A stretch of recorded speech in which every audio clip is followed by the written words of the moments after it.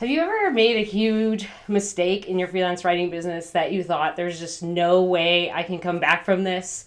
And you just kind of thought that, it's just going to ruin your business, or you're going to be added to some sort of blacklist, or, you're never going to work with this client again. So let me walk you through a few mistakes that I've made in my business that are pretty embarrassing, and also things that, like it didn't end up as bad as I thought. I'm still here.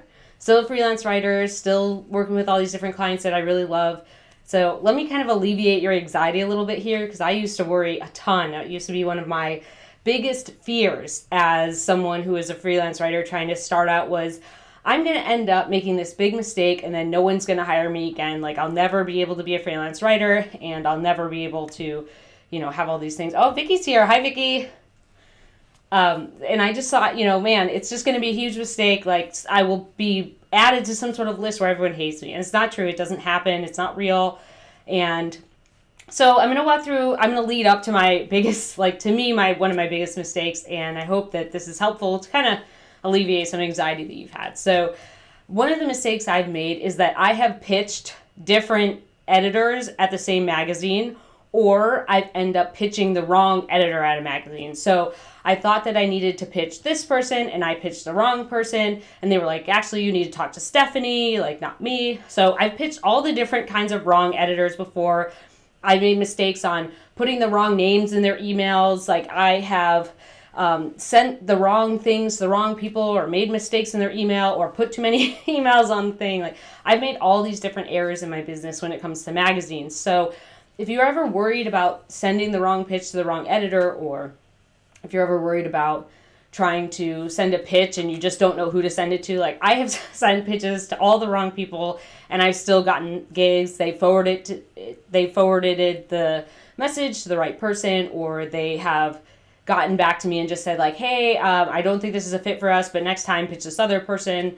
So if you're worried about pitching the wrong person, it's okay. Even if you write their name wrong or spell it wrong, like, that's, obviously not cool, but it's a mistake. We're humans. We make mistakes. So that's one of my first ones. My first one is I have I have pitched the wrong people in the magazine. Number two, I have pitched the wrong pitch to the wrong magazine, meaning that I had a pitch for one magazine with the name in it, and I pitched it to a different magazine. So instead of correcting my pitch, right, you send pitches to different magazines, and sometimes you're sending a pitch to multiple different magazines, right? It's the same pitch, but you're kind of tweaking a little bit. So instead of changing the magazine name, I kept it the same, still changed the pitch and sent it off. So they got a pitch that obviously they then knew was already pitched to another magazine. So if you ever feel like you are going to make a huge misstep by doing that, that I've done it before, it's a mistake. Try to, make sure that you're editing things and looking things over to see if you can make a change. But, like, I was just really embarrassed. It's like, not only did I tell them that they were kind of the second fiddle, right, that I already pitched it somewhere else, but it kind of looks bad on me as a writer in terms of editing, because I didn't end up changing the magazine name on there. So that was really embarrassing for me, but I've learned from that. I haven't made that mistake in a while, but it happens. You know what? We're humans. It happens sometimes. So that's another mistake I've made. In terms of, other mistakes I've made in my business, one of the biggest mistakes I made was trying to build the wrong business, right? Like, I spent all this time trying to build this business that was not the business I should have been building, and I didn't really understand how to make it better until I kind of crashed and burned out. So I tried to build this monstrosity of a business that didn't make any sense for me. And I kept trying to do all these different techniques that I had heard worked for other writers. So I was like, oh, well, if it worked for them, that means that, it'll work for me. Or if it's just the best method, that means it'll work for me. So I spent all this time doing all these things. And it's just embarrassing, because it's like, it's just the dumbest thing. Like, why would I try to build someone else's business? Like, why would I try to do all these things that don't make any sense for my business and don't make any sense for who I'm marketing to, and just try to make all these things just because someone else was saying, like, oh yeah, this one thing worked for me and it doesn't seem to work for anybody else. So when the kind of the thing that I'm getting to with that one is that I reframed that and restarted and built a new business. Basically, I recalibrated my business and kind of started over a little bit from scratch. And then now I have a business I really love. And that was really important for me. Like, that was really important for me to go through that transition of building the wrong business, trying to make all these things work that weren't going to work, and starting over. So it really helped a lot. So that's another embarrassing things I've done in my business. There's a lot of things where I've ended up having a template, right? Like we have LOI templates, and I have a bundle. It's linked below of templates and marketing contracts, things that I use to get more marketing done, but also make sure it's going to the right niche.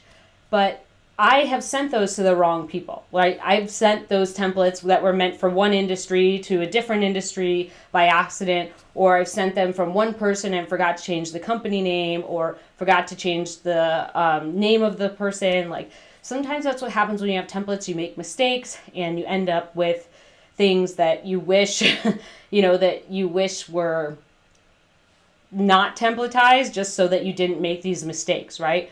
So when I was doing these things, I was trying to get marketing out, and I was doing it too quickly, and I wasn't being diligent enough. So when that company got my LOI, then they ended up thinking like, oh, well, maybe she shouldn't work for us because she's sending it to the wrong person, or she's doing the wrong thing. Or sometimes I'll have multiple messages open on LinkedIn, and I'll end up having like a message here and a message here, and I'll try to send them all out just so I can get them done. And sometimes I've made mistakes, right? I think that this message is going to Steve, but it's actually going to Matt, or it's going to someone else, and I end up making mistakes on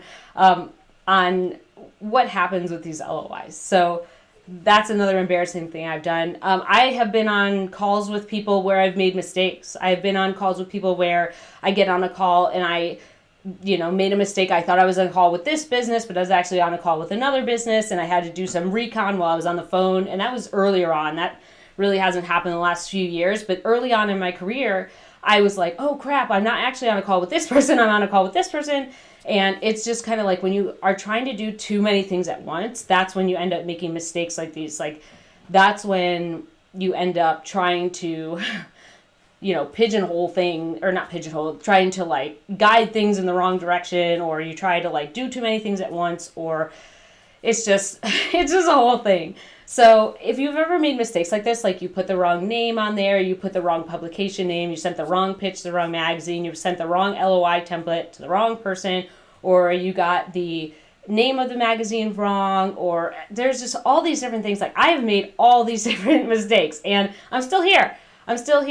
And it hasn't, it's embarrassing, and you apologize and you're like, man, I'm so sorry. But you know what? We're human beings and we make mistakes. And, something that I learned along the way is like we're human beings, not human doings, right? So we're not robots. We're not going to be able to pump out everything all the time correctly. And this is kind of just, oh, Daffy's here. Hi, Daffy. So I'm just saying hi to Daffy. He popped in, and hi to Tommy. So, So the other piece that is embarrassing for me sometimes is that sometimes I get really embarrassed about how my fear has taken over in certain areas. So like, for example, when I was really early on in my career, I was really scared a lot of the times to pitch people. And I didn't have this concept that they're just other humans, right? They're just other people. They happen to work at a magazine, or they happen to work at this company or whatever. They're just human beings. Like, and I was so scared that it was just like, man, it was just that something horrible was going to go wrong, or by pitching this person that everything was going to fall on me, and they were, oh my gosh, what am I going to do if all these people get back to me? I'm not going to be able to handle it, and all this avalanche of work is going to come and hit me in the face, basically. And that just never happened. Like, I was scared of all these things. Like, what if I have too much work? Or what if I succeed? Or what if I fail? Or what if I, end up... I can hear you typing. Little production friend. We have a production friend in here, just so you guys know. We have a production friend sometimes that we can hear typing away as he's over there typing. So, okay, back to the point. So I made a lot of mistakes, and it's embarrassing. Like the fear that I've had, like there's a Mark Twain quote that's basically like, I've had a ton of fear, like, I had all these fearful thoughts, but none of them have come true. Like, there's some funny, quippy way that he kind of put it together. So, so it's okay to be fearful. It's okay to be scared, but don't let it keep you from taking action like it did me. Like, to me, that's kind of embarrassing that I was just so absorbed in all these things that didn't happen, right? I was so scared about all these things and so worried about all these things, because you know what? Things don't work out all the time. Like, even if you do things perfectly, even if you have a ton of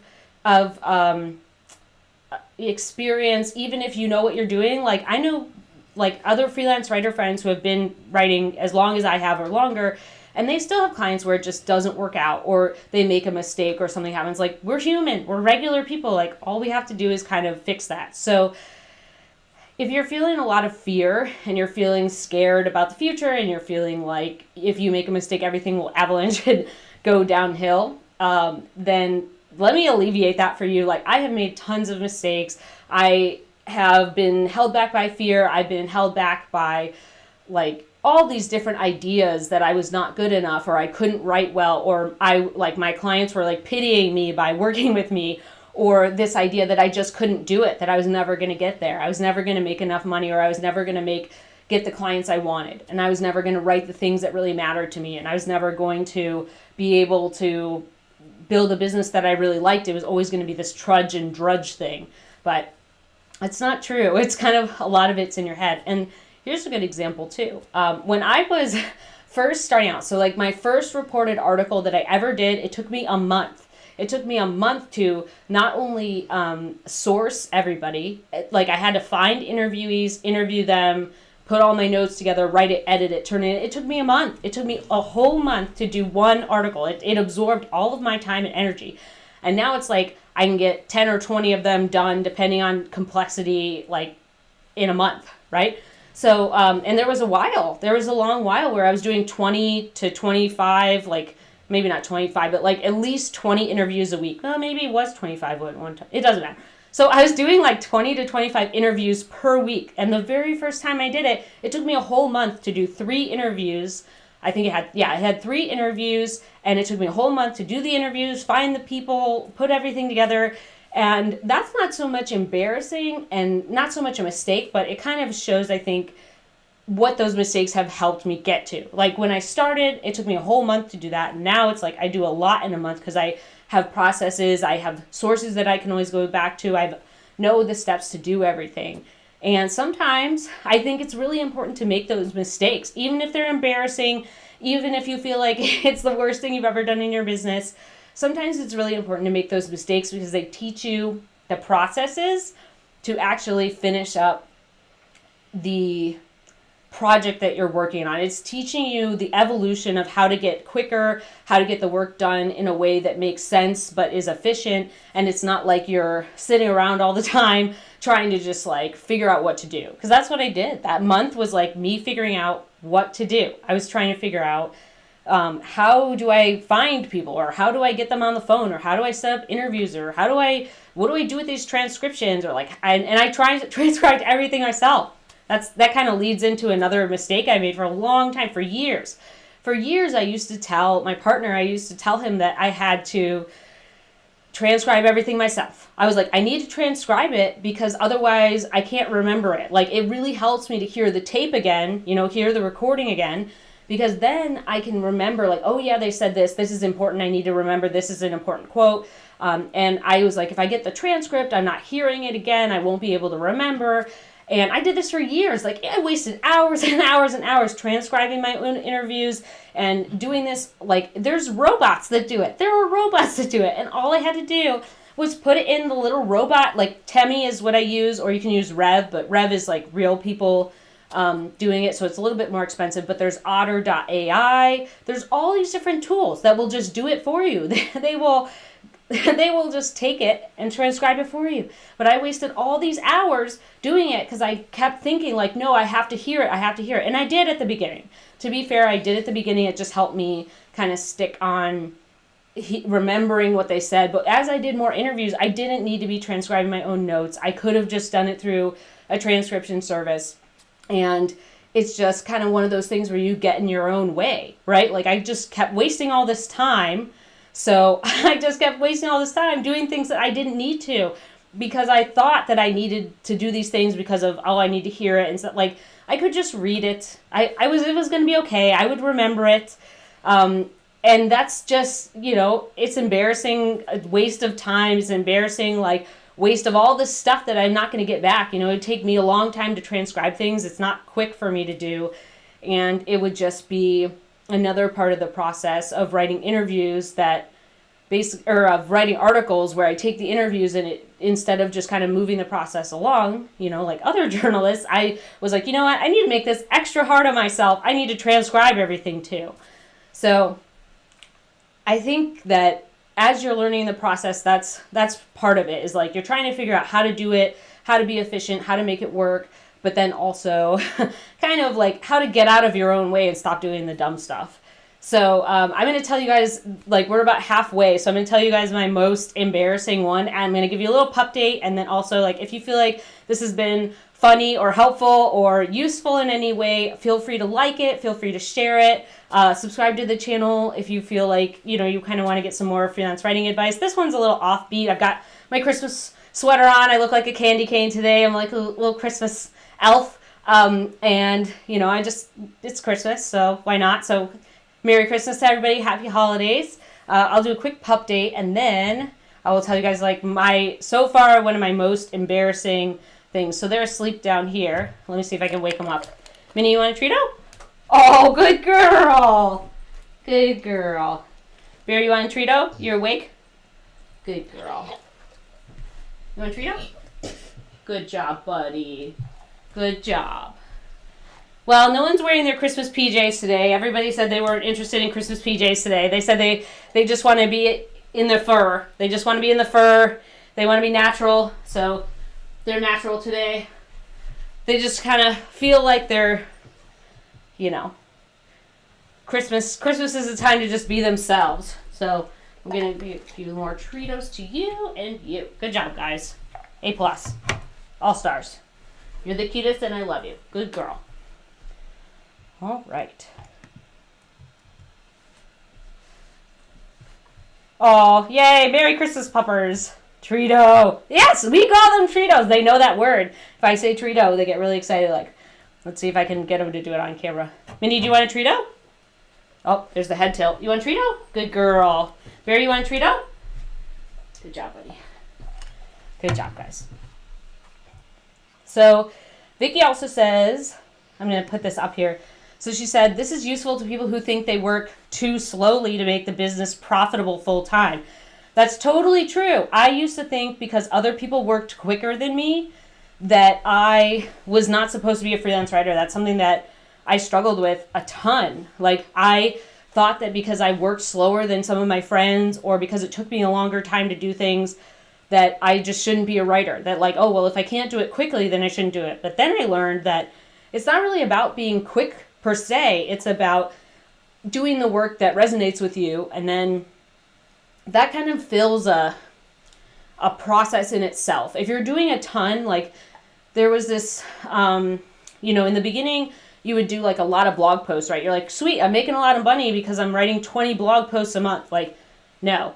What we want to do is write like a certain specific amount of blog posts and then have other projects that are, higher end projects to kind of fill in the gaps there. We don't want to be a churn and burn type of thing. We don't want to be doing 1,000 blog posts or 1,000 things all the time trying to make more money, because it's not scalable. You only have so much time. So if you end up doing more work, then you spend up more time and it's tiring. But if you do less work for more money, that's kind of the direction you want to do. And it's not less work per se for more money in terms of, like, we're talking about time-based stuff. We're not talking about less work like lazy stuff. And we're not talking about less work in terms of, like, like you're trying to overcharge people for the work. What we're talking about is, like, you do one case study instead of 10 blog posts, or you do one white paper instead of, one ebook, or some sort of slice and dice where it's a longer term project that takes a few weeks to do rather than a blog post which could take however long that takes you, a few hours or a few days, depending on complexity and what you have to do. But what we want to do is kind of work up to those more complex projects. So yes, I think the slow part, is really important in the fact that, like, number one, you don't have to compare yourself to everybody else about speed and what you're doing.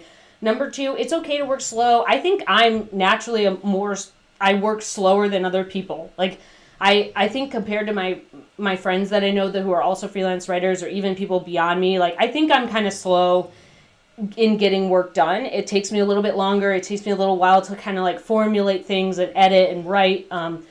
But I have my own process and it works for me. And it took me a long time to get there. Like, it took me a long time to figure out, like, this is my process. I'm not the type of person who can write 75 blog posts a month or like 50 or whatever. That just doesn't work for me. Like, I need to spend time on each thing. I just can't, I'm not a pump and dump, like pump kind of person. Like, that doesn't, I guess I shouldn't have said pump and dump, because now, thank you for the laughter. So this is my embarrassing episode. I now said pump and dump on camera twice, maybe even 3 times. I'm not like a churn and burn type of person. That just doesn't work for me. I would rather work on a longer term, like, chunks of projects. Like, they might have blog posts, but it also has like an ebook or some landing pages or a sales page, or it comes with another downloadable resource, like some sort of mix of content that allows me to give it depth, rather than it be like, we need to have all these things all the time. And not a lot of them. Like, I like to do clumps of them, like maybe one a week, or like a group of 4 within a certain amount of time period, something like that. So yeah, Daffy says, I'm going to pull this up. So Daffy says, they 100% know the word Trito. That's cute. Yeah, so we also have Instagram, which is also how we found the word Trito. So they have an Instagram, which is how we started saying the word Trito. Okay, so I just wanted to pull that up. So let me tell you guys my most embarrassing moment so far. I'm pretty sure that this will kind of alleviate you guys, like, ever worrying about saying something weird to someone. So a few years back, I think this was 2018 or 2017, I wrote holiday emails. So normally I send client gifts every year. So every year I send out client gifts, like I mail them things. This year I'm not, just because people have been a little bit weird about mail, like with COVID and everything. And then also, I don't feel comfortable asking for all of my clients' home addresses. I just feel like that's uncomfortable and weird and crossing a personal boundary. Asking for their work address to send it to a building is a lot different than sending it to their home. So I'm not sending client gifts this year, but what I used to do is emails. Maybe I'll send cards, like electronic, like e-cards or whatever. Anyways, so I send these holiday emails at the time I just sent holiday emails, and I said, like, I was thanking them for being a client and working together, and that I hope we can continue working together, and like basically just, a nice email about the experience of working together and how great it was, and how I hope that we can stay connected or stay working together, or that, like, I'm wishing them the best in the future, all that kind of stuff. So instead of saying it's been a pleasure working with you, I said it's been pleasuring to work with you.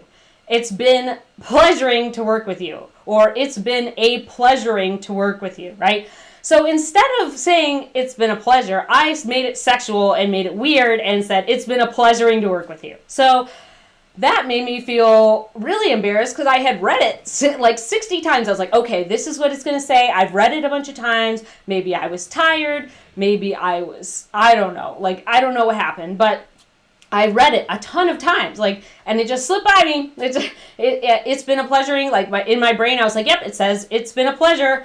Like, it's been a pleasuring experience to be around you. Like, yeah.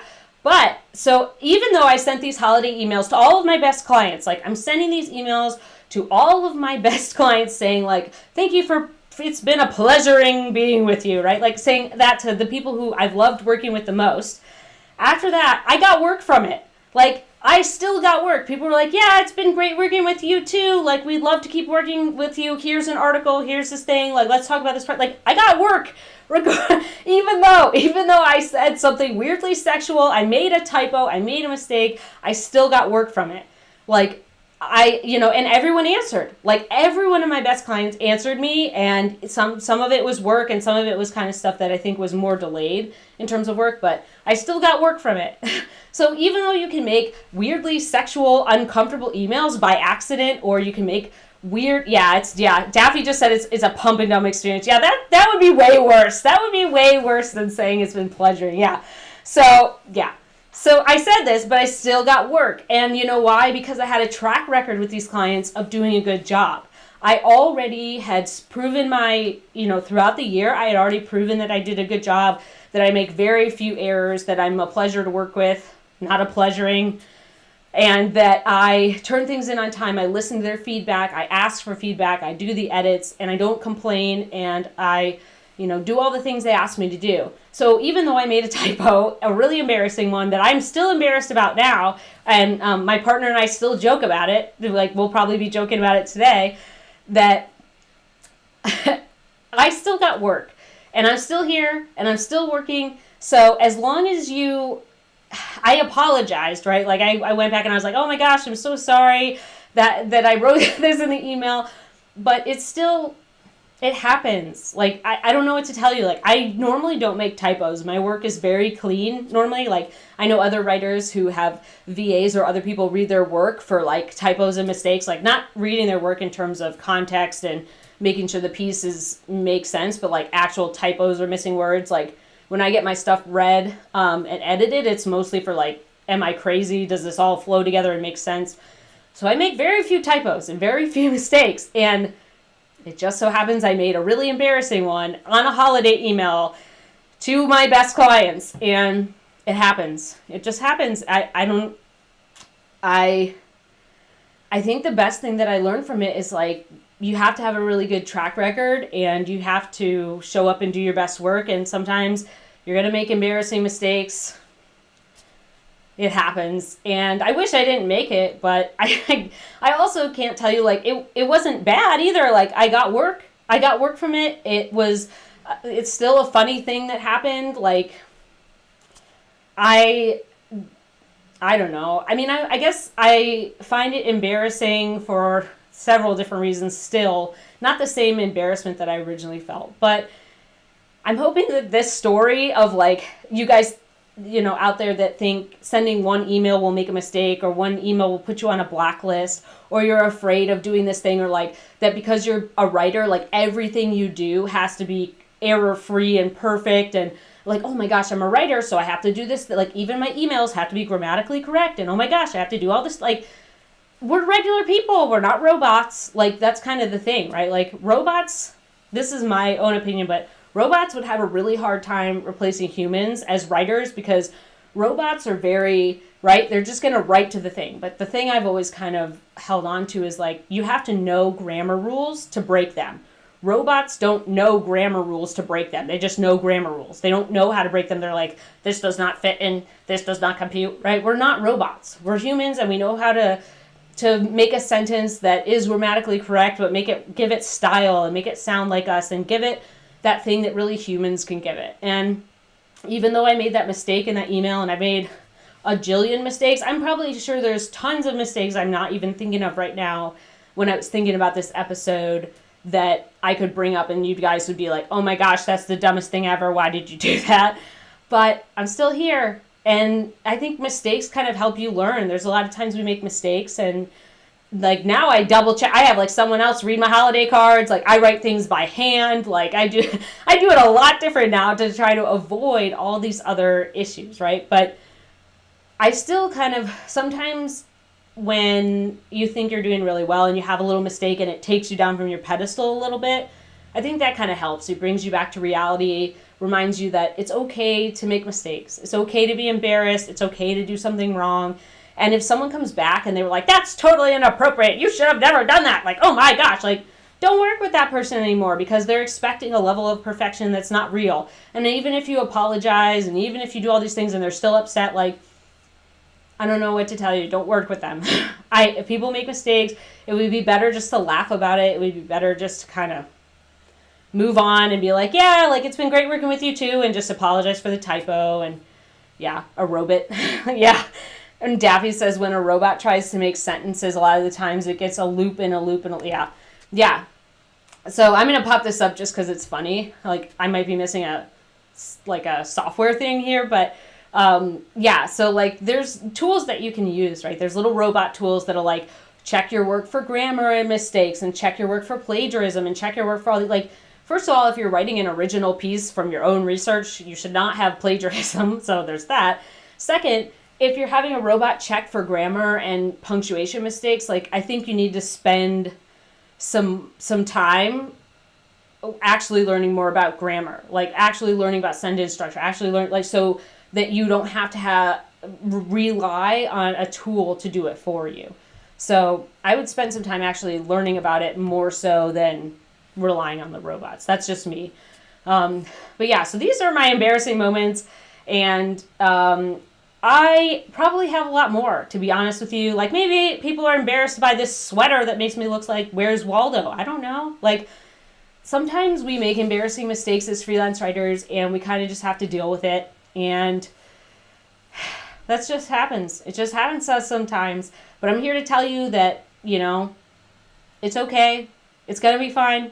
Don't be fearful of mistakes. I would be more fearful of not taking action and not moving your business in the direction you want it to go. I wouldn't spend so much time worrying about how you might make a mistake or how you might get blacklisted or you might do this. Like, just move on. Just try to do your best.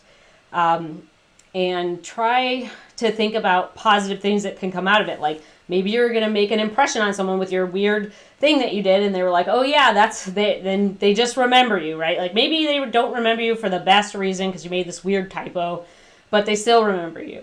So I hope that this kind of has been helpful in terms of seeing from my own career of the past almost decade of the mistakes I've made. I have more mistakes. I'll probably do another one of these to tell you guys all this other weird stuff I've done, but that's my most embarrassing one, is that weird typo. So I hope you guys are having great holidays. I'm going to give one more pup date. They're kind of sleeping right now. Charlotte got her tail out. Charlotte, can you give us a little wag? You want a Treato? Oh, she does want a Treato. Good girl. Bear's got his face tucked in the blanket. Classic Bear. Bear likes to breathe hot air for some reason. I don't know why, but his whole face is tucked in the, like, I can't even see his face when I'm standing. But we got Minnie. We got the Treato. There you go. Good job. So here she is. There she is. Good job, Minnie. You're an all-star. Bear's asleep because he's old. That's what happens.